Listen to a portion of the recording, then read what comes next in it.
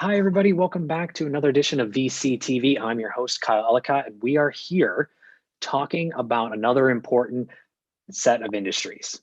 We're going to talk about the technologies that are affecting them, but today we're talking about industries. We're talking about advertising, media, and entertainment. These are three very, very key industries that we know technology has had a dramatic impact and also have seen dramatic surge, but in some cases, a regression. But where and how, that's what we're going to talk about today. And as we do here on VCTV, we bring the best and the brightest from around the world and also experts in these industries to share with you their thoughts, their insights, and what they're seeing so that you as investors can be prepared with the most knowledge to make the right investments with the right opportunities. And you as entrepreneurs can know where things are going and who's investing in these areas and get inside our brains as investors to make yourself more successful. With that being said, a big thank you to our audience for tuning in. If you like what you hear today, make sure you click subscribe, give us a thumbs up. And if you'd like to be on a show like today, do reach out. We cover a number of technologies, industries, and regions around the world, and would love to have you on our show here at VCTV to share your thoughts and insights of what's happening either on the ground or globally as well. And entrepreneurs, we've talked about this once, we've talked about it twice, and we'll talk about it a third time. It's quarter three. It's that sprint to the end of the year. We're almost at Q4. It is the time when you are launching new product. It is time when you are fundraising. It is the time when you are building foundational relationships for your company. And we have a stage here for you at VCTV for you to get up on and pitch us as investors virtually your company along with our live audience. We'd love to have you. We'd love to find the right show and industry and set of investors for you. So do reach out to the entire LA Token team and we'll find you the right spot. And with that, a big thank you to Maria and to the entire LA Token team for making VCTV possible every single day. I'm your host, Kyle Ellicott. Let's go ahead and dive in. Again, we're going to be talking about advertising, media, and entertainment. What's happening, what's not happening, what's surging, and what may be a little lacking here in these industries as well. And with that, let's go ahead and introduce our guest, Irina. Welcome back to the show. A little intro, a little background for everybody. Yeah, I get to go first. I feel like I won a prize, so thank you. Thank you, Kyle. It's Monday. It's my first day back, since Thursday. So it feels like it's been a universe. My name is Irina Litchfield. Many know me as a crypto superwoman. I'm founder of Blockchain Cube. It's a blockchain integration company. A lot of solutions are there in blockchain applications to the topics of the discussion, which we'll get into. I'm president of Lemeria, where capital meets innovations, my Monday brain. And I actually was a founder of entertainment. All lives I had an entertainment company, and I advised to entertainment company and advertising company as well. Oh, well, welcome to the show. A little unknown fact about you there on the entertainment side. We know you do so much in the blockchain, crypto space, deep technologies industry. So it's great to see that you have a little background in entertainment as well. I'm excited to dive into that. Lewis, welcome back to the show. It's been a few minutes since we've seen each other, but if you can, a little intro, a little background. Yeah, easy enough done. Okay, I've been involved in the world of finance for over 25 years, investment banking, private equity, venture stuff. I'm a managing partner with FJ Partners and also the CEO of Megahoot. And little known fact about me, or maybe to you, little known, but I've been involved in the entertainment industry, so I understand it quite well. I've been involved in the advertising space, so I understand that very well. And the transitions that are occurring, from 20 years ago, 10 years ago to today and what's happening. So I think that this is going to be a great show. And I hope that my background in the space will bring a little extra zing to the conversation. Absolutely. It always does. And excited to hear more about that background in particular, as we've talked about so many different industries and your background, which is very vast here on VCTV. So excited again with Irina to dive into that area of entertainment. Mr. Gary Fowler, man of many industries and technologies such as artificial intelligence, sir. Yes. That's a new one for you. Yeah, I mean, thank you. So I'm actually the chairman of one of the DSPs. I have investment in a DSP, demand side platform, and my name's Gary Fowler, a serial entrepreneur. Done 15 companies, And one unicorn been sold, another one's coming up. Click Software was one I was on the original management team of, and Eva, which is a company I started 3.5 years ago. I am the CEO and president of Get Shit Done Venture Studios, and we curate the most incredible AI companies from around the world, using Silicon Valley as a port to the rest of the world. And it's great to be here, Kyle. I'm looking forward to the lively conversation, as always, with our wonderful guests, Irina, and Louis, and Juan, and this should be a great event today. Thank you. Absolutely, and excited to have all of you. And last but not least as well, Juan, welcome to the show. It's a pleasure to have you here on VCTV. If you can, a little intro, a little background on yourself. Yeah, it's a pleasure to be here. So my background is a mixture of engineering, design, having been a startup founder and investing. Spent about a decade in Silicon Valley, went to Stanford for undergrad, master's in engineering, and MBA. Spent a little while at the design firm IDEO, working on mobile devices in the early days, and then ended up coming down to LA after MBA and starting one of the first celebrity venture funds with Robert Downey Jr., Downey Ventures, focused on media tech. Spent quite a bit of time in that space. Also spun out a company called Epoxy, where we built tools for online video creators and networks publishing across YouTube and social, and sold that in 2016. Ended up getting involved in the crypto world in a syndicate investing with some Stanford buddies that turned into a full-blown crypto hedge fund, Enigma Capital. And now, in addition to that, which is still going, but a private, involved in 55 Foundry and 55 Catalyst, a spin out of Boston Consulting Group's Digital Ventures Group, where we partner up with Fortune 500s to build new startups and also invest on the Catalyst side. So a little bit of corporate foundry work plus venture capital.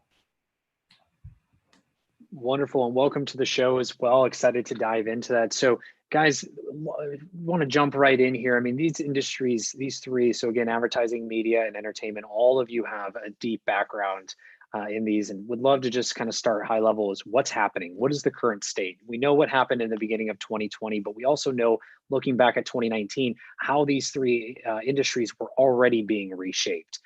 Whether it was from the live streaming area, whether it was from data being used in terms of advertising, to then security, which I'm sure Irina is going to touch on a little bit, but also in media as a whole, the medium of which media we were looking at and being entertained was completely changing. Fast forward a year, here we are at the end of 2020. All three of these are completely different than when we started at the beginning of the year. So with that, I would love to hear from each of you, your view of the current state of these three areas. Irina, we'll start with you and we'll come around to everybody. Yes, this year really just threw everything upside down. And, there we were thinking we were progressing. And, now we're just beyond progressing. It's just everything around us is accelerating faster in adoption and possibilities and everything else. To me, what's interesting is that entertainment, media, and advertising now is becoming really kind of bundled in and is now finally becoming a tool that is required for schooling, required for training, and kind of a really that push into the virtual, I think that pushes our boundary into seeing what do people really want to see and how do we really keep their engagement longer, because now everything is online. Right, and how do we involve them? But also to me, what I'm seeing, which I really appreciate a lot, is that the push toward understanding how impersonal and textile experiences are important for people. And so that hybrid model that we can have, and we've discussed about it last week, is that just kind of captures my attention and a lot of attention of what we're seeing from the projects, right? So kind of how do you simulate that? which also includes VR, right? How do you have the experience to where you can have sensors, right, that allow you to be able to, let's say, feel the texture, or at least basic texture. And so for entertainment, VR is really integrating. Everything we talk about keeps coming back into like this one big soup, you know? So yeah, and of course, one of the biggest challenges now with advertising is the privacy, right? So how do we manage more personalized experience for people, but also respect those privacy boundaries, because it is becoming something that we value and care a lot. Absolutely. Lewis, to you. Advertising in the digital age. This is where we're at. Okay, you have advertising way back when, newspapers, you had print advertising, then we went on to online advertising. Right now, advertising is being done in a way that you don't even know you're being advertised to. Passive advertising, in-game advertising for digital gamers, so on and so forth. Movies, you have advertising in movies that product placement where you don't even realize it, but it's there. Okay, so the digital age is allowing us to do all this stuff.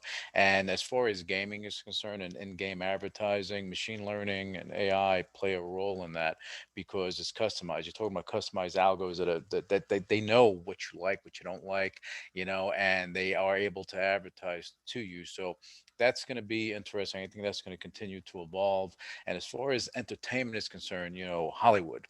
Everybody loves Hollywood. I'm a movie guy. I love Hollywood. You know this.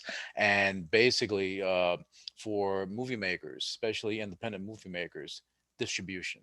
Distribution is key. If you can't get the distribution, your movie goes nowhere. So I think that where we are right now was, and I'm sure Gary's going to go over that. The distribution part of it for independent filmmakers, even big movie conglomerates, that distribution is going to be disrupted, I think, soon, and it's being disrupted as we speak, and it's going to give smaller players the opportunity to actually grow and expand, and really hit the marks on a lot of things. But I'll pass this over to Gary now. Yeah, well, just to comment on that for a minute. I mean, in terms of distribution, look at some of the new models that we've had tested in out of Hollywood in the past couple months. Right, we had big releases of Bill and Ted Round 3. We had Mulan. We had other movies that came on demand versus going into theaters. Seeing a new experience where you can rent from home or video on demand, if you will, no matter where you are in the world. Yeah, and Brandon, I just want to tag on to that before you go on to Gary. Now, with that, when they distributed the films, it was funny, and if you look at it, not really funny, but it happened. All the movie theater chains, they were up in arms. How dare you release a movie on demand on the internet? How dare you do that? It created a big thing, but now they have to evolve. They have to grow, and they have to embrace what's going to happen. Either that, or you're going to become Blockbuster. No one knows who Blockbuster is anymore, but they may become that. So they got to watch out. poor Blockbuster. At least the last one's still an Airbnb. You can go visit and stay at it. A little slumber party. Gary, to you, what are you seeing as the current state of these three industries? I mean, so you look at it, Netflix added, they have 193 million subscribers to date. But the question is, their concerns are what's going to happen for the rest of the year, right? For the second half of the year, what's going to happen to them? And they're concerned about it. Think about all the movie theaters that have been shuttered, right? So Tenet, I was just looking at some statistic. Tenet last weekend their third weekend open only did 4.7 million in sales. So, I mean, there's a serious issue. And if you look at the movie theaters, my friend told me it's not about the movie, it's about the popcorn and peanuts and everything else that's sold in those theaters. They're just not selling. So, I mean, we're in this massive digital transformation that's taking place that's affecting each and every one of us. Look at, I mean, I personally, I did not watch Netflix. I had it, but I didn't watch it that much before Netflix and Prime. I mean, I never thought I would watch The Tiger King or Lost in Space, but I did. I never thought I would know who Carol Baskin is, but I did, and I got enraptured. So, I mean, we've changed, right? And the thing is, the funny part is, what is it, 64% or 67% of the movie theaters in China are open. People want to get out. I mean, they want to have life normal again. But the situation is, this isn't over, and it may not be over for another year, right? So what we have to do is adapt. And the great thing about humanity is we're really good at adapting to change. And that's the metamorphosis that's taking place today. Because it's like Russian roulette. You want to go in a movie theater and sit in there and take a chance of coming out and having something not good. Maybe it's not worth it. So I think that, the part about one of the startups that I looked at actually did insertion into movies and TV shows, putting product placement. They have a technology, you can actually insert it inside of the film. So it doesn't have to be in there. It can be customized in there. So there's a lot of really cool stuff that's out. And we've got now a audience that has spent a lot more time looking at TV shows, looking at movies. You've got a really captive audience, and it's a great time. I myself have looked at first run movies. I never thought I would be doing it streaming, right? But I love it. It's actually kind of nice. Got my own popcorn. It's a whole lot cheaper, and it's a lot more fun. So I think that this metamorphosis is taking place, and what we have to do is embrace it and think about where the opportunities are. So product placement opportunities, how do we have a more enriching, more 3D in terms of, feeling the movie? How can we get those kind of experiences at home? And by the way, it's going to start to happen, right? Now the technology for viewing at home, it makes a whole lot of sense, for companies to spend money to get better, 5.1 surround sound systems and better quality TVs and that kind of thing. It's an incredible metamorphosis that's taking place. And I like it. So, but the movie theaters, think about it. They lost 100% of their revenue. They got wiped out because of COVID. Mm-hmm. And they're on the verge of bankruptcy. Mm-hmm. And there may be some new business models around that as well, right? Being able to redistribute some of that square footage or some of that footprint to other things, right? We've talked about logistics centers, hyper local logistics centers and distribution centers for some of those, potential retail, plenty of opportunities. But Juan, to you, what are you seeing as the current state? I mean, you've been in these industries, having been a part of the Downey Group and Downey Ventures along with IDEO. What are you seeing kind of shift and change around advertising, media, and entertainment? Yeah, so this year has really been exciting for me. Some of the other panelists covered a little bit of, the advertising and traditional film.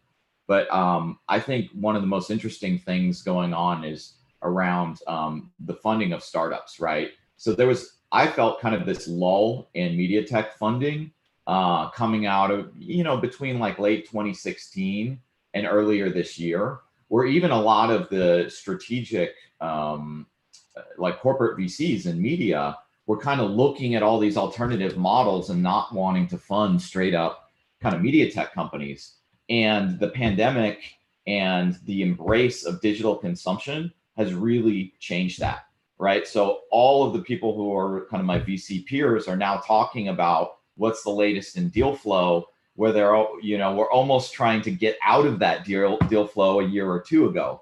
So that's really interesting to see. And then the areas where I'm seeing a lot of movement and interesting innovation are around AR, certain types of VR, and new types of consumption environments.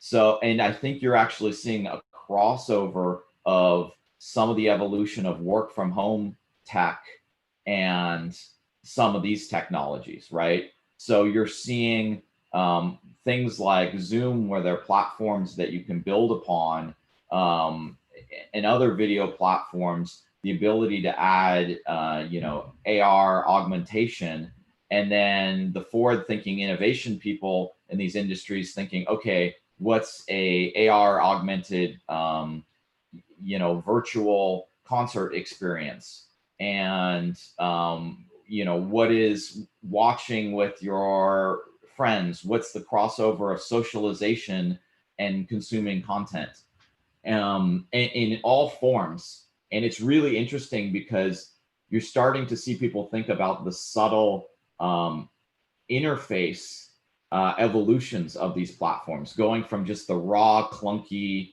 video chat that we had 3 or 4 years ago to evolving more subtly into purpose-built social / entertainment application. And so I think that's a really exciting thing that's going on this year, pushed by the pandemic. Well, and we saw, to that point, we saw not only the virtual concerts with things like Fortnite and Weave VR and a few other platforms that are doing great examples of that. The virtual worlds on the conference side, you've got Decentraland and a handful of others that have done tremendous jobs. But then in terms of traditional or established entertainment that we've seen for many years, the NFL. Right, so Verizon and the National Football League here in the US partnered together to give you this social entertainment experience where you could watch football with your friends in this new little contained box. So rather than being on Zoom all watching a different television, you could actually watch it as if you were sitting on the same screen together. So back to that social entertainment, I think you're spot on. We're seeing more of that, right? We saw even House Party.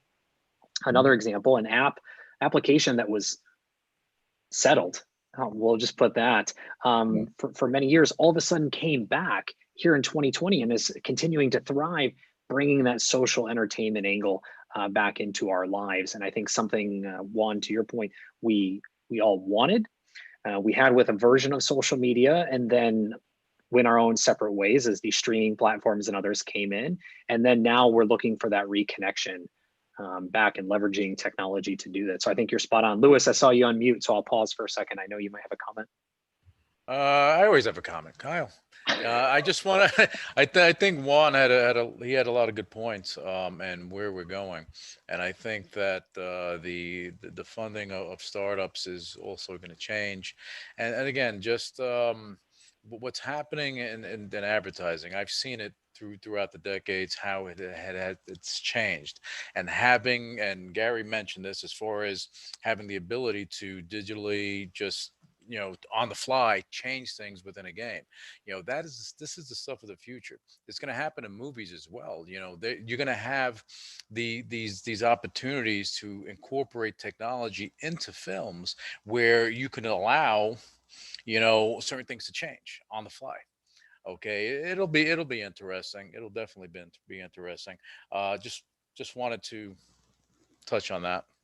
Yeah, and so actually, real quick question to all three of, or all four of you, pardon me. AR, VR. We've talked about virtual reality for way too long. And I mean that not here just on VCTV, but in general. Virtual reality is always something that's coming. It's always coming. It's always going to be here. We're going to get there. It's going to be in our home. It's going to be everywhere. Is virtual reality something that's really coming in the next few years? Is it here today? Or is this still a pipe dream out another decade ahead? And the reason I bring that up is we're seeing teases of AR. And we've seen great use cases, and it's been integrated into gaming, and it's been very successful with some of the games and applications that we know. But virtual reality, to all of your point, it is this new medium that we'll hopefully be using for entertainment, but it's still not being mass adopted. So in your opinions, is it here now? Are we still in the very, very early innings and we're not going to see this for another decade, or is this something to come very soon? So Irina, we'll come to you and we'll come around to everybody. So thank you. Yes, you're so right about what you said, whether it's going to be there, is it a pipe dream?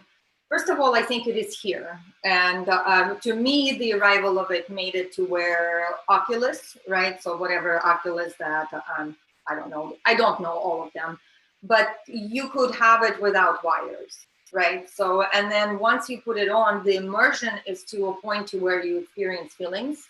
And, so playing that Star Wars and standing there with having the guy with the big black mask, the evil guy, that's whatever, whatever, you guys know his name, like breathe at you, and you feel the feelings, you have emotions. It almost feels, it's shocking. However, too, it is in the world of privilege that it is here, right? It's uncomfortable for now. So you know, the mask that constantly pulls on your head, it's almost like a headache. It's very, very limiting, and you know, eventually it's kind of becomes like, okay, well, I need the texturized world. So to me, where we're seeing the change, and you know, and that comes to entertainment. Gaming is entertainment, right? Like games are entertainment. It's a part of entertainment, just as movies. To me, we must change the hardware. And we're kind of forced to do that now because some people might want to say, you know, so I organized a Bitcoin happening party, of course, right? So we were going to be in Ibiza with friends, everybody were like, it's a private gathering. We were going to be there. Okay. Yeah. Well, we did not go, you know, and so we wanted that in-person kind of a connectivity. And like, it was great, but it was a little, it's still a little bit distant, right? So hardware redesign is important because even now, so look, I have to look up in order to speak to people. Now, if I'm looking you in the eyes, when you look at me up closer, do you see how it's off? It's off. It feels strange. And we're all experiencing this disconnectivity all the time. So I think that we're going to start really thinking of what is that connectivity, that perceptual connectivity. You see, like it feels like I'm talking to you. Is right. Maybe it's moving the screen, right? You know, disguising the camera right in the middle of the screen, where you can position the picture of the person who is speaking, who you're talking to, that they're looking in the eyes. I mean, this increases the connectivity and authentic experience by a lot. And so I think we're seeing huge push into that personalization. VR, a lot of money is going into developing, again, you know, how does it feel? How do I put on a glove and feel maybe a little bit of buzzing or maybe a little bit of a texture, maybe some smell releases to make me really immerse into the vacation in Tulum that I love so much. Right, and I agree that immersion, that emotional component. One, to you, I mean, again, AI, pardon me, AR, VR. Are we here? Yeah. Is this a pipe dream, or are we kind of in between? Yeah, so I think we're here. I think we're seeing different rates of adoption on AR and VR. I mean, AR going much faster, and I see it continuing to go much faster. I agree with the comments that the hardware around VR is still a bit holding it back. And then I think the adoption is different than most media companies imagined it, you know, 5 to 7 years ago.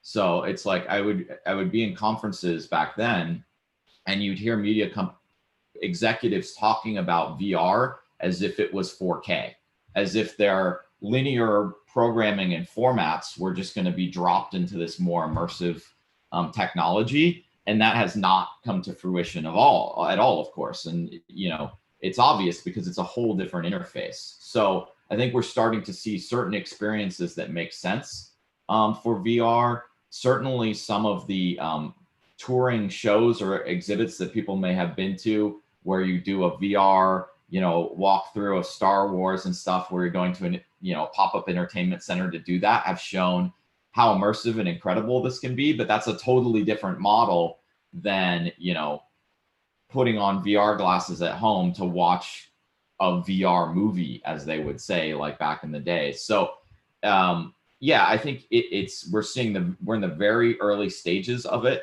I think it's going to take a really compelling home application to along with the improvement of hardware, to drive more hardware sales.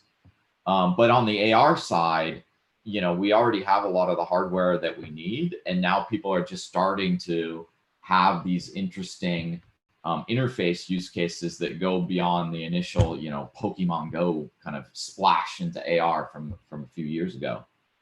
So yeah. Well, and the Pokemon Go was a great example of just the beginning, right, of AR, and really teasing out that mass adoption and getting the mass, you know, those that are not technologists like us who sit on the early adopter side, but really the masses as to what AR could be, right? How fun it could be, but also its capabilities in some cases as well. And Gary and Lewis, to both of you, I mean, let's switch gears into the enterprise. I know, Gary, you've written about this. Lewis, you've kind of teased about this as well. AR, VR in the enterprise. Are we here? Is it a pipe dream? Are we somewhere in between? Gary, to you first. Yeah, so I mean, it's, I've written articles in Forbes and also in Medium about AR and VR. I mean, it's here, right? So just want to talk in a few points. I mean, Google Expeditions, AR and VR for the classrooms. Think about it. I mean, kids need to be entertained.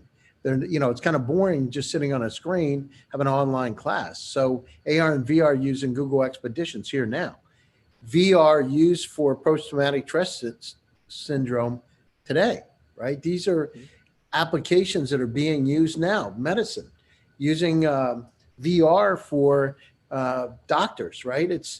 So think about the opportunities. It's like limitless. And Game of Thrones, right? Game of Thrones. I don't know if you watch Game of Thrones, but there was VR with Game of Thrones. So we're on the cutting edge. What people don't understand is, again, this is a wave coming in, and it's enrapturing us and capturing us and pushing us forward. We don't even know it's happening, right? It's going to happen. You're right. With Pokemon Go, it was kind of hokey, but I know a lot of people that played it and loved it, right? It was like so. In terms of the enterprise, sure. I mean, think about all the training applications that are out there. So to virtually train, so you don't have to go through that experience. And look at the military. How do we diffuse a bomb? I mean, without having to go through these experiences. So these are the kind of things where you bring the real world. And as a classroom, I remember the first time I looked at Apple Books when they had these three-dimensional incredible books that would really spring to life.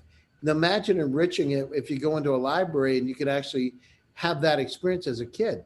So, and then the cross-border experiences. I don't have to go to the Great Wall of China. I want to experience what it's like from my house. Mm-hmm. And I want to see that elephant up close. So in terms of, in terms of workforce training, of course, I mean, it's almost limitless. Think about how many companies need to train. So whether you're a mechanic with Chevy or Porsche, an airline mechanic, you're a doctor or nurse, any place you need to have training could use VR, and now's the time. It's going to happen. It is happening, and the digital transformation has pushed it forward. Absolutely. And Juan, I see you. Yeah, go ahead, Juan. Yeah, I'll jump in there and say, this gets a little bit outside of pure entertainment, but these enterprise uses that you're seeing with work from home for trying to figure out how do we do virtual meetings, how do we do, whiteboard sessions and workshops and things like that. I'm seeing a lot of startups that are experimenting with AR and VR in those contexts. And then the other interesting framing is you have to think about what all is included in there.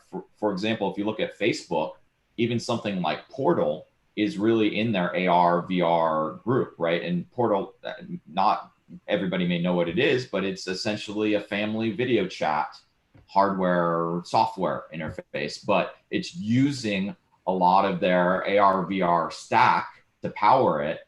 And I hear that, coming into the future, there's going to be more and more of that getting into your kind of family interaction. So when you ask, is it's here, I mean, some people may be out there using a product like Portal and not even thinking about the fact that this stuff is slowly coming into it. And when you broaden out what AR and VR means to something like a Portal, and you start thinking about, well, okay, what's the enterprise version of that, right? And what's the next generation video conferencing, working, even what we're doing here, having a virtual conference system look like, and does that start to involve AR or VR? You're again spot on with that. It's the beginning, right? People are getting educated, feeling how this interacts in their daily lives, which can make it so much bigger in the near future. Louis, anything to add? And then I've got a big question for all of you as we hit the lightning round here in just a moment. Yeah, Hollywood, and I say it all the time, if you can create something, it can come to life. Look at Total Recall with Arnold Schwarzenegger. He had the augmented reality. I mean, he was able to go and have a hologram of himself, and these type of things will come to pass. They will come to pass in enterprise, and it'll come to pass in education. It'll come to pass in all areas, all industries. When you're looking at learning, okay, and you're teaching your workers, augmented reality is a key part, and you're able to actually have them learn, okay, without wasting time, without wasting money. You have them learn virtually, you utilizing augmented reality, so they're learning how to do everything, and they're doing it as if they were really physically doing it. I'm sure that the progression to virtual reality is going to be there, where you can have something on and you can actually do it. I think it's just going to be an amazing time, and VR is here. And Juan made a point to it. It's in systems you don't even know.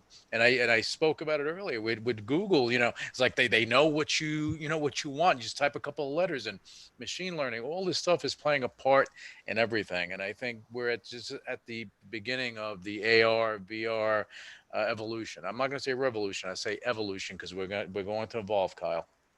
Absolutely. And everyone, we're here at the lightning round. So just as a reminder for those that are tuning in for the first time, the lightning round, we're going to come to one big question. We're going to talk about the areas of opportunities. We're all investors here. We look at these industries both from an investor's perspective, an intelligence perspective, so research, and also from a founder's perspective, was we've played all sides of the table. So we're going to talk a little bit about quickly the areas of opportunity, and then if you can, let everyone know where they can find you online to continue the conversation to further where these industries are going. So Irina, let's start with you. Where are you seeing the areas of opportunity that people should be paying attention to, and then where can everyone find you online? I think the areas of opportunities are those that basically provide solution for what is missing, which means that if it's a virtual experience, how do you texturize it, and then vice versa. To me, those are big areas of opportunities, and they're highly needed. And luckily, we're seeing a lot of it. By the way, education. My daughter has. Her favorite game is vacation and job. So she plays job and she plays vacation. But she also learned about astronomy, because she traveled through that. It tells you you fly your little ship. She also worked on a space station too, where she said, what, maybe when I'm older, I'll do it, because it's a little bit scary to be in space. So there's already these games and these opportunities for parents. And these are actually, I think, huge opportunities that are available right now, because we have platforms. You can actually build the game, and you can build something educational. It can even be counting game where a kid is catching balls and adding and subtracting, right? These are all simple things, and I see a lot of opportunity in that, because you kind of can bootstrap it, but yet it can become the most evolutionary educational tool that changes the way we teach children math or language or arts or whatever it is. And where can everyone find you online? Google me. You'll just find me, Irina Litchfield. LinkedIn message works really great. Just let me know whether it's blockchain integration or if it's about innovations and Lumeria. Wonderful. Louis, to you, quick areas of opportunity, and where can everyone find you online? Areas of opportunity, I'm going to echo what Irina said: education, learning, on the enterprise level, teaching your workers how to make them more efficient, more effective is going to increase the margins of your companies. So entrepreneurs that are involved in that, they're coming up with innovative ideas. Go for it, because there's going to be a wide opening as AR, VR, 5G, all this stuff starts to converge. And Gary mentioned it a million times. This is happening as we speak. Juan made a point about Pokemon Go. If your grandmother knows what Pokemon Go is, it was a good marketing deal. Okay. And people, you can find me on LinkedIn. You can go to fjpartners.com. You can see, find out a little more about me, omegahood.com, find out what we're doing in technology. Wonderful. Thank you. Gary, to you, quick opportunities, and where can everyone find you? Yeah. So, I mean, it's like I said, keep it simple, stupid. I mean, education right now, we got a lot of kids that aren't in school, and I don't see it really changing substantially, over the next 6 months. So I believe that this has really spurred the growth of virtual reality and augmented reality, and being able to experience things you would never be able to do before. So walking the Great Wall of China, going to Greece, looking at how, not having to go to the museum, the Louvre, but actually to have a virtual tour. So I think this is, an incredible time for that. And making those experiences more real is where the opportunities are. So I encourage startups to focus on it, and I encourage investors to look at it. You can reach me, Gary Fowler, LinkedIn. Just message me there. I'd love to hear from you. We curate incredible companies that are looking to change the world. So contact me. Be happy to talk. Thanks, Kyle. Wonderful. Thank you. And Juan, to you, Yeah. areas of opportunity and where can everyone find you online to continue the conversation? Yeah, so I think a really interesting trend to look at is basically your distributed life. So that's distributed remote education, work, and social experiences and entertainment. So startups should be starting from a real need finding perspective and saying, what friction or need are we solving here? And then bringing in the technology as a secondary solution, not leading with the technology first. So that's what I see as the big opportunity. You can find me on Twitter. It's jbruce, JBRUCE, or LinkedIn. Look for Juan Bruce. Yeah, feel free to reach out. Wonderful. And all, thank you so much for sharing your thoughts and insights today and joining us here on Partner Monday for just a little bit to share what's going on in entertainment, advertising, and media. To your audience, thank you so much for tuning in. If you like what you heard, click subscribe, give us a thumbs up. Do reach out if you'd like to be on a show like today. We'd love to have you, and entrepreneurs just the same. Thank you, Gary. Thank you, Irina. And a big thank you to, thank you, Luis. Big thank you to Maria and to the entire LA Token team for making VCTV possible every single day. With that, I'm your host, Kyle Ellicott. You can find me on all social medias at Kyle Ellicott, and would love to continue the conversation. And as we do here on every show episode, as a reminder, if you do reach out to any of our guests, do make sure you add context. Let them know you either met them here on VCTV or something related to the industries and technologies regions that they spoke about as well, to continue that great relationship that you'll be building. With that, we'll be back here all week, more episodes of VCTV. So